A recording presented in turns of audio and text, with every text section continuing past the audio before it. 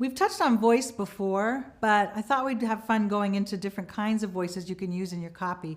The first person is where the hero of the story is actually telling the story, and the prospect can relate to how it solved that person's needs, how it can solve theirs too. So here we have, wow, you sure have a green thumb. My neighbors, Bob and Karen, stood wide-eyed admiring my garden. Roses around your porch, marigolds in your borders, a vegetable patch full of tomatoes, squash, and carrots. And what's that? Brussels sprouts? It's amazing. And then Karen sighed, I wish we could grow a garden like this, but it's just so expensive. I smiled, are you kidding? I hardly spent a penny. Here, let me show you a little secret. So that's the first person. That's the person who's in the story telling the story. Now we have second person, and this is very common. This is the use of you, which we'll talk about in much more detail later on. But the powerful you approach talks directly to the reader and draws her in, again, as if we're having a one-on-one conversation. And I'll just read the top part of this to show you what that you voice means, that second person.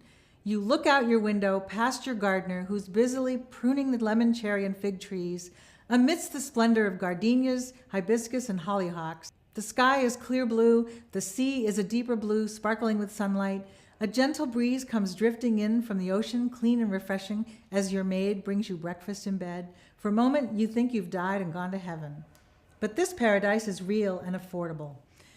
So, talking directly to the prospect, solving their problem, one-on-one. Now, here's an interesting approach that's been wildly successful, and the Wall Street Journal letter, which is extremely dated now, has been one of the most successful pieces of copy ever created. It's sold millions upon millions of subscriptions over the years. So it's a story in the third person about two men who went to the same college and they had the same ambitions.